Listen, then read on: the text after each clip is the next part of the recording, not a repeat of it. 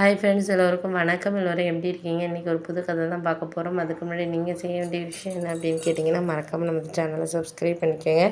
கீழே இருக்க பெல் பட்டனையும் கிளிக் பண்ணுங்கள். அப்போ தான் நான் போடுற வீடியோஸ் எல்லாமே உடனுக்குடனே நோட்டிஃபிகேஷன் வரும். ஸோ மறக்காமல் சேனலை சப்ஸ்கிரைப் பண்ணிவிட்டு வீடியோ பாருங்கள் ஃப்ரெண்ட்ஸ். வாங்க நம்ம கதைக்குள்ளே போகலாம். நான் அத்தைக்கிட்ட வந்து இது மாதிரி சொன்னேன். இது மாதிரி இந்த விஷயத்தில் நீங்கள் ரொம்ப வந்து எதுவும் சொல்ல வேண்டாம். நான் இது சொல்கிறதுக்காக வந்து நான் ரொம்ப வருத்தப்படுறேன் தான் அப்படிங்கிற மாதிரி சொன்னோன்னே, அதுக்கு வந்து எனக்கு புரியல. ஏன் நீ இந்த மாதிரிலாம் நினச்சிக்கிட்டு இருக்க? எந்த ஒரு விஷயத்துக்கும் அதை பற்றி நினைக்கிறனால என்ன ஆக போகுது? நம்ம எதுவுமே பண்ண போகிறதில்ல. முடிஞ்ச வரைக்கும் நம்மளால என்ன செய்ய முடியுதோ அதை வந்து நம்ம வாழ்க்கையில் எடுத்துகிட்டு போக வேண்டியதான் அப்படிங்கிற மாதிரி எங்கள் அத்தை சொன்னாங்க. இல்லை, நீங்கள் சொல்கிறதெல்லாம் வந்து எனக்கு புரியுது அத்தை, புரியாமலாம் கிடையாது. நான் வந்து எந்த இதுக்குமே வந்து ஒரு மனசு வந்து எப்போதும் கவலைப்பட மாட்டேன், பண்ண மாட்டேன். ஆனால் இன்றைக்கி இந்த அளவுக்கு வந்து நான் ஒரு கவலைப்படுறேன் மனசளவில் அப்படின்னா, இதுக்கு காரணங்கிறது என்னை சேர்ந்தவங்கள மட்டும் இல்லை. ஒரு சில விஷயங்கள் வந்து நம்ம வாழ்க்கையில் சந்தோஷமாக எடுத்துகிட்டு போகிற விஷயங்களையும் தான் வந்து சார்ந்ததாக தான் இருக்குது அப்படின்னோடனே, அதுக்கு என்னம்மா பண்ணுறது? சிலது கவலையாகவும் இருக்கும், சில விஷயங்கள் வந்து சந்தோஷமாகவும் இருக்கும். அதுக்காக நம்ம எதையுமே வந்து இது பண்ண முடியாது. பார்த்துக்கலாம், முடிஞ்ச அளவுக்கு என்ன இது பண்ணுதோ அதை நம்ம வந்து வாழ்க்கையில் வந்து கொண்டு போகிறதுக்கான இதை நம்ம பார்த்துக்கணும் அப்படிங்கிற மாதிரி நான் சொன்னேன். அடுத்த ஒரு வருஷத்தில் வந்து நான் எப்படியாச்சும் கொஞ்சம் பிஸ்னஸை வந்து டெவலப் பண்ணுறதுக்கு நான் பார்க்கணும். அதுதான் இப்போதைக்கு எனக்கு இருக்கிற ஒரு இது, அவ்வளோதான். அதை தவிர நான் எனக்கு எந்த ஒரு இதுவுமே இப்போதைக்கு ஒரு யோசனையில் இல்லை அப்படிங்கிற மாதிரி சொன்னோன்னே, அதெல்லாம் சரி தான், நீங்கள் சொல்கிறதெல்லாம் கரெக்டு தாம்மா. எதா இருந்தாலும் அதுக்காக நம்ம ஃபேமிலியும் பார்க்குற மாதிரி தானே இருக்குது. எதையும் வந்து அதை விட்டுட்டு எதுவும் பண்ணுற மாதிரி இல்லைல்ல. ஃபேமிலி வந்து ரொம்ப முக்கியமான ஒரு பார்ட்டாக தானே இருக்குது. அதனால எதையும் நம்ம வேண்டான்ட்டு நம்ம எந்த ஒரு விஷயத்துக்கும் வந்து சொல்கிற மாதிரி இல்லை. அதனால் முடிஞ்ச வரைக்கும் நம்மளால் என்ன செய்ய முடியுதோ அதை வந்து நம்ம செஞ்சாலே போதும் அப்படிங்கிற மாதிரி சொன்னேன்.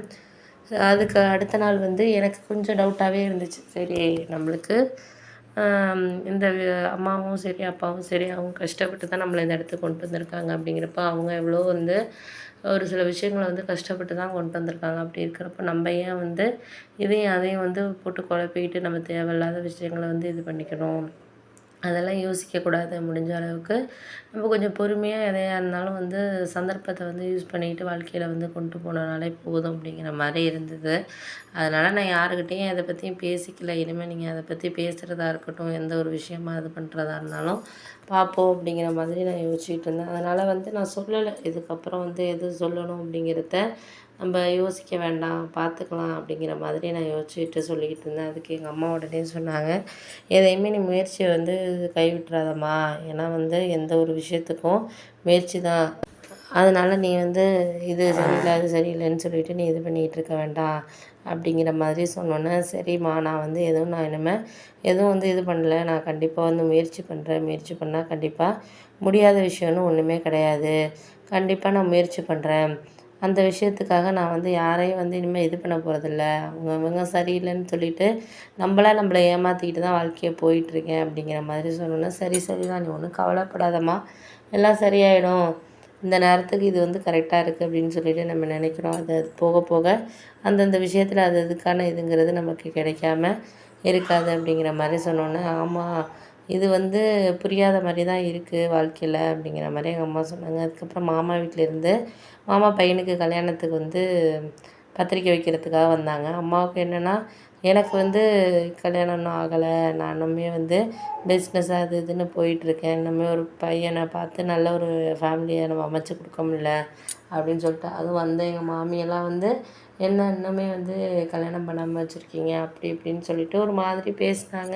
அது அம்மாவுக்கு மனதளவில் கொஞ்சம் இதாக தான் இருந்துச்சு. இருந்தாலும் வந்து அம்மா வந்து அதை வெளியில் காட்டிக்கல. ஏன்னா வந்து அவங்களுக்கு முன்னாடி நம்ம பொண்ணை வந்து விட்டு கொடுக்கக்கூடாதுன்னொன்னே, அவள் என்ன இப்போ தானே இதாக இருக்கா, ஒரு பிஸ்னஸை பார்த்துக்கிட்டு இருக்கா, கொஞ்சம் கடையெல்லாம் பிக்கப் பண்ணதுக்கப்புறம் ஒரு 2 இயர்ஸில் கல்யாணம் பண்ணிக்கங்கிறா.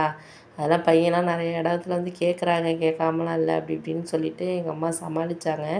ஆனால் அவங்களுக்கு மனசுக்குள்ளே வந்து நம்ம பொண்ணுக்கு இன்னும் கல்யாணம் ஆகலையே, நம்ம என்ன பண்ணுறது, செய்கிறது, அதுதான் ஒரு விஷயமா போயிட்டு இருந்துச்சே தவிர, அதை தவிர வேறு எந்த விஷயமும் வந்து அம்மாவுக்கு வந்து ஒரு இதாக தெரியல. ஆனால் எனக்காக வந்து அவங்க சும்மா அவங்களுக்காக சொன்னாங்க, பேசினாங்களே தவிர, அவங்களுக்கு வந்து கண்டிப்பாக வந்து எனக்கு வந்து கல்யாணம் இது பண்ணிக்காமல் இருக்கிறேன் அப்படிங்கிற மாதிரி அவங்களுக்கு வந்து தோணுச்சு. அது தோணாமல் கிடையாது. அவங்களுக்கு அது ஒரு மனசுக்குள்ளே ஒரு விஷயம் இருந்துகிட்டு தான் இருந்துச்சு. இருந்தாலும் எனக்காக வந்து அவங்க வந்து சும்மா அவங்கக்கிட்ட இது பண்ணாமல் என்கிட்ட சொன்னாங்களே தவிர, நான் அப்பாக்கிட்ட அடிக்கடி சொல்லிகிட்டு இருப்பாங்க. இந்த மாதிரி வந்து வைஷ்ணவிக்கு கல்யாணம் பண்ணுறோங்க, அதுதான் எனக்கு ஒரு ஆசை அப்படின்னு சொல்லிட்டு இருந்தது எனக்கு ரொம்ப இதாக இருந்துச்சு அப்படின்னு சொல்லலாம். Okay friends.